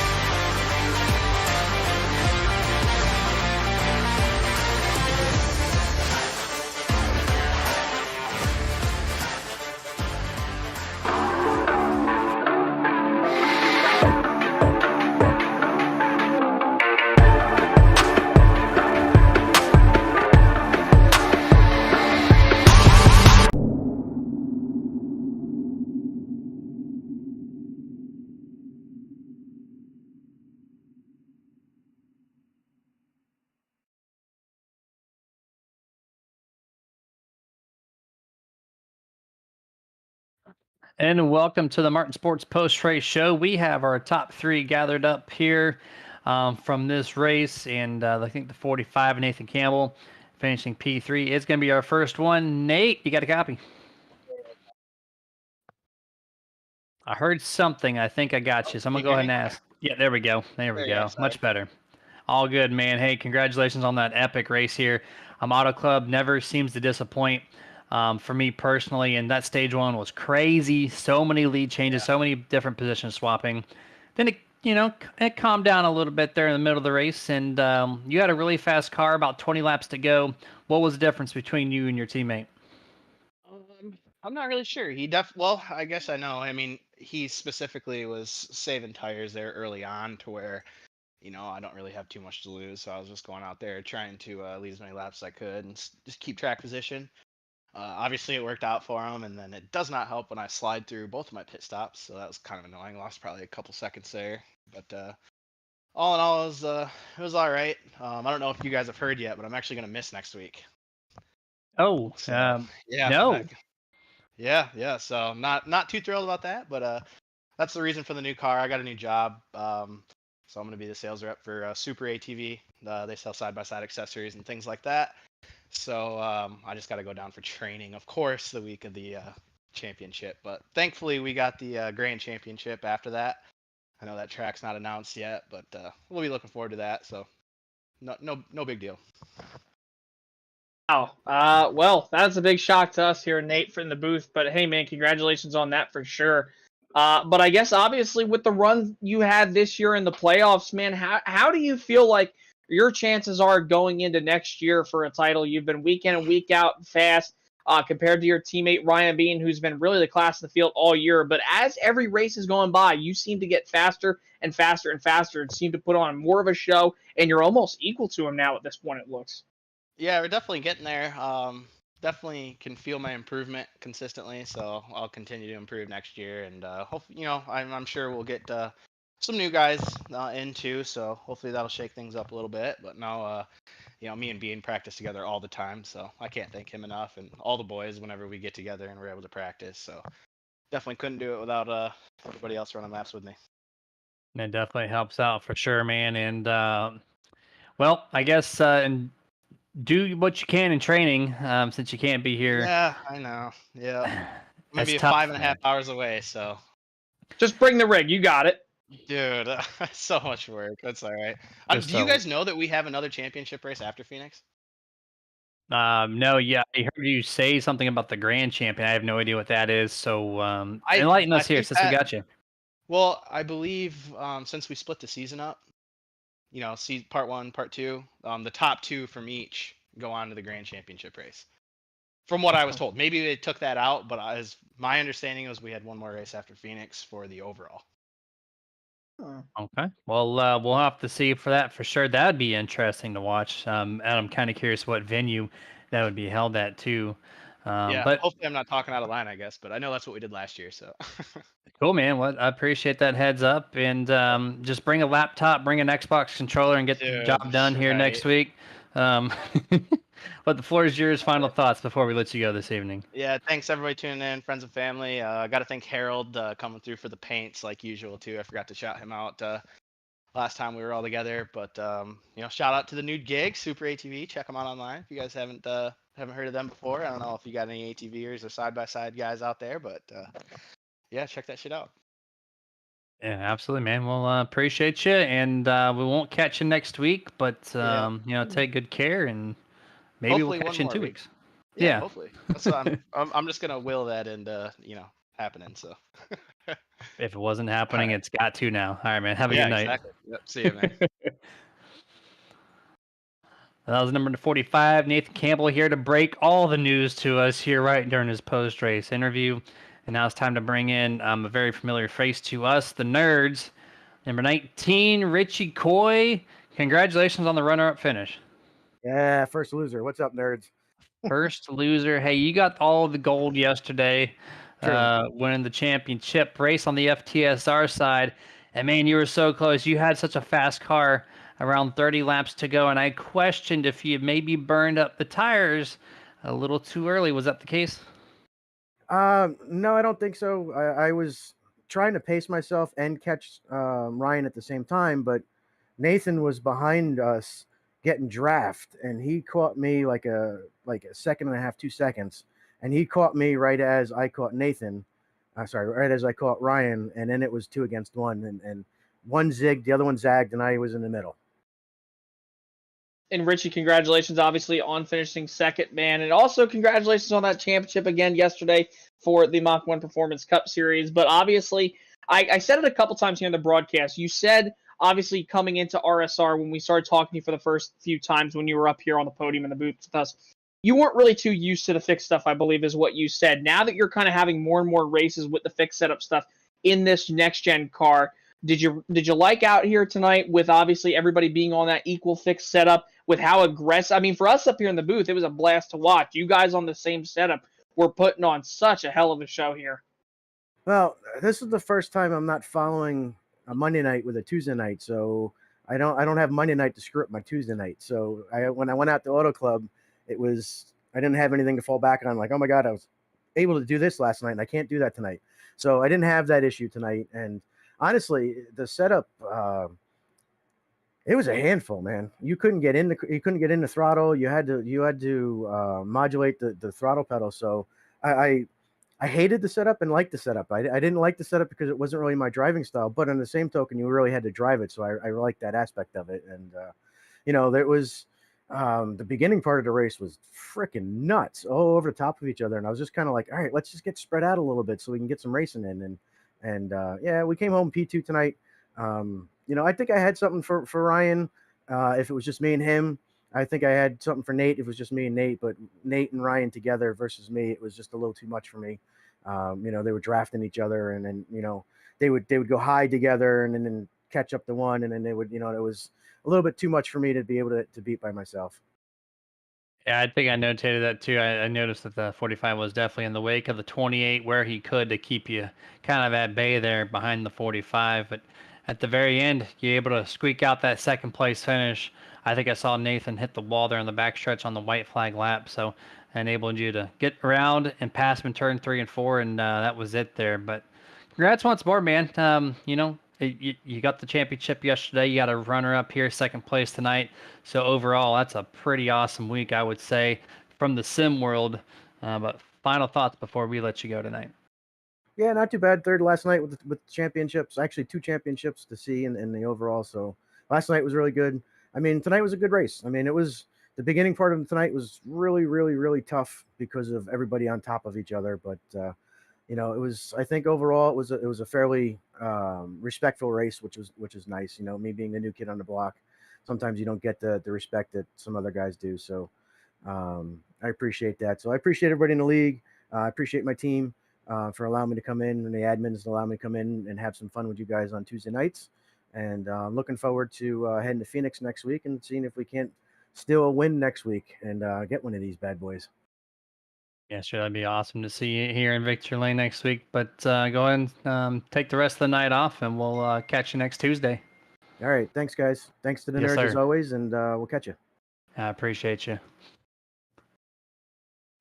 That was number 19, Richie Coy, running second place here this evening. And we're going to now load up the Victory Lane scene and bring in our race winner for the 9th time here on the back half of 2023.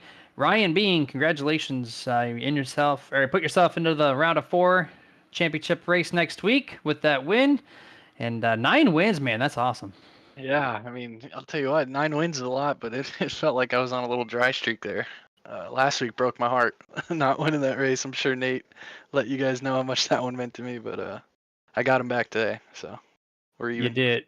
You did. I kind of notated earlier that Nathan had your number here the past couple weeks. And Yep. so my question, I guess, just goes to next week at Phoenix. What do you have to do to carry this momentum tonight to get that championship trophy next week? Phoenix is a relatively good track for me and our team, so I mean, I would expect us to be up there. But again, these guys in this league are good too. I'm sure whoever else made it is really good. I've raced really well there, but we always seem to have a late race yellow or something. So I've been the only guy to pretty much not prevail from that yellow. So hopefully we can change that luck around. But it's gonna be fun. I've had a blast this year. It's been a great race, or great series. But this race today was incredible. Hats off to Richie and Nate. Hope we put on a hell of a show. Yeah, and trust me, Ryan, you guys did put on one hell of a show. And congratulations on that 9th win of the season, man. 9 wins is a big deal. And obviously, that's got to feel good for sure. And we talked to Richie. Richie said that this setup tonight was an absolute handful. Considering it was a fixed setup, usually you think a fixed setup would be a little bit tighter side. And tonight, it seemed to be really loose. How was your car out there? Obviously, you won the race, so it's not going to matter how you think it felt probably. But how did it feel out there tonight? Well, so first off, I hate this in the real car where you actually have to shift, but I think that actually helps the fixed setups and differentiate the way you drive a little bit. Like, so today, I wasn't shifting at all unless I was in the top of 1 and 2. I know a couple of my other teammates were shifting everywhere, anywhere, every lap, the whole run. So I think the beauty of shifting, the only good thing of shifting, is that fixed setups are a little bit different for everybody. So I think that was pretty fun. And I kind of just figured out to not shift and just, kind of catfish the bottom to save my tires. I don't know if you guys caught it, but like right before we all pit, I was just picking everybody apart, and I was feeling really good, and I just carried that over to the next run, and I was able to run away from the boys. So it's like 10 to go. Yeah, you did, man. They're 45, 19. They were running each other hard and allowed you to kind of just separate and collect that 9th trophy for this part of the season, man. So congrats once more. Final thoughts before we let you go this evening. Yeah, I got to thank the boys at Stealth. We put on a lot of practice, and it paid off. We were all up there at some point, and we just got to keep doing that, and we'll get the results. Thank you guys up in the booth, Ludi and Sheffield, and Yeah, let's go get another chip next week. All right, man. Well, good luck to you next week. We'll see you at Phoenix next Tuesday. Yeah, see you guys. Yes, sir. That was Ryan Bean, driver of the number 28, getting his 9th trophy here for the back half of 2023. Jason, this is now the first time you've seen the Next Gen at Auto Club. What is your thoughts? Crazy racing. Just as crazy as it was with the Gen 6, if not crazier. I absolutely love tonight's race. It got really strung out there at the end. I'm actually really surprised with all the snapping we had with these cars off the corners, especially off turn 4 tonight. That seemed to be the troublesome spot. The fact that we did not have one single real yellow other than the stage break. And it was really surprising considering how racy this track is, how wide and spread out it can be. The multi-grooves from the top, the middle, bottom, the bottom. You could separate it into 5 different lanes. There's 5 different damn places to run around this racetrack. That's what makes this place so good. I don't care what anybody says. I hate that this track is getting torn down and made into a short track. I listen, I'm all for short tracks.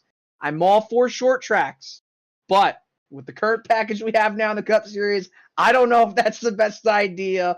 Plus, this track, historic. It put on amazing races over the last 20-something years that it's been around, ever since 97, 98.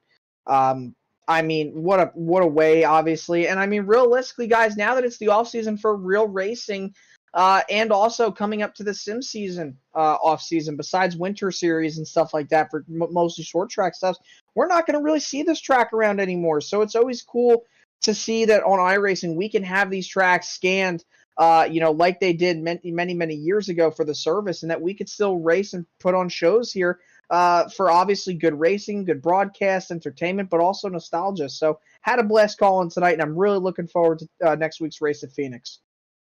Yeah, thankfully iRacing can preserve these tracks, and especially at Auto Club. And I think the only real way to fix that short track package is to shrink the brake pad size and put on the thin tires again, not these 18-inch wide base tires that we just, you can't have any good racing on short tracks. Does well in the 1.5 miles and 2 miles, obviously, but short tracks, you gotta shorten up that tire a little bit. Dustin, what is your final thoughts here since we got you on camera? Yeah, I tell you what, it's what a race. I mean, really, what a race these guys put on. I mean, going into the completion of stage 1, all of stage 2, 2, 3, 4 wide. I mean, Jason said it best. One caution, and it wasn't even a natural caution. It was a stage break caution. It was amazing racing all the way around. I mean, you throw in and sprinkle in the aspect of the points championship that's going on, the heartbreak. I mean, we got to talk about Brian Fine, who was up there running fantastic, and just an unfortunate pit road speeding violation just snubbed his chances altogether. I mean, it's a heartbreaker on that. I mean, we've seen, Catrone, he was caught in that incident there, smacked the inside wall not once but twice on that incident.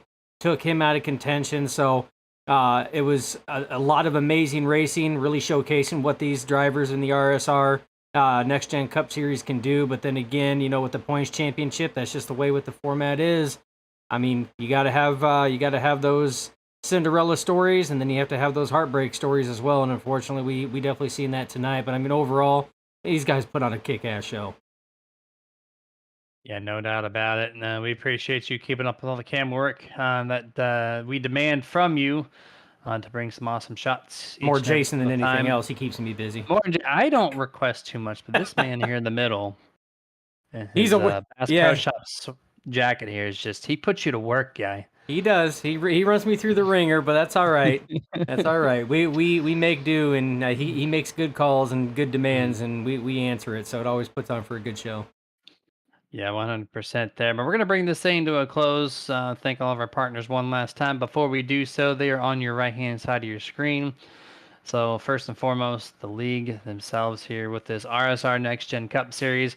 Keep up to date with everything news related or by the points or anything. Just go to facebook.com/RSR League. Best One Tire and Service. If you're looking for the one-stop automotive repair and tire shop, look no further than bestoneTire.com. Admin Box is built by iRacers for iRacers to be utilized in league and hosted races by admins and race control. Find them at adminbox.com. Blake Howell Designs. Find them on Instagram if you're looking for a one-of-a-kind way to showcase your sponsors on the sim world. And check them out once again on Instagram, Blake Howell Designs. Martin Sports, top quality apparel to make you look stylish and feel comfortable. See the whole apparel lineup, of course, at martinsports.gg. iRacing iFlag, get your notifications from any flag, any kind of command at all that your crew chief throws at you in the sim world. This unit's going to bring it to you in a nice visual 64 LED display and custom 3D printed to whatever you want, color, choice, logo, number, you got it. It's kind of cool to have to complete your sim rig. So visit iRacingIFlag.com. The butt kicker, get that ultimate feel from the sim car with the haptic response system from the butt kicker. And you're going to find everything they have to offer your sim rig at thebuttkicker.com. Team Watson Racing Setups, quality, professionally built setups for your asphalt oval needs. Visit teamwatsonracing.com for pricing and packages. Dusty Pete's Gifts and Collectibles, hobby store with a whole lot more. If collecting is the game, Dusty Pete's is the name, and find them at dustypete's.com. And lastly, Roasted Gems Coffee, premium coffee beans roasted just for you. Start your day the right way with coffee from Roasted Gems. All right, guys, catch you next Tuesday for the season finale for the RSR Next Gen Cup Series at Phoenix. And then stay tuned with the RSR Facebook page for that grand finale that Nick Campbell might have keyed us in that we didn't know about. We don't know. I'm intrigued. We'll I'm find intrigued. out. We're all intrigued here, kind of see what's how that's going to go. 2 cars duking it out for an overall championship. That'd be kind of cool to see. What venue? I don't know. You don't put them on a short track. We just discussed that. So what track do we do? We'll find out. We'll see you next Tuesday, guys. Get your nerd on.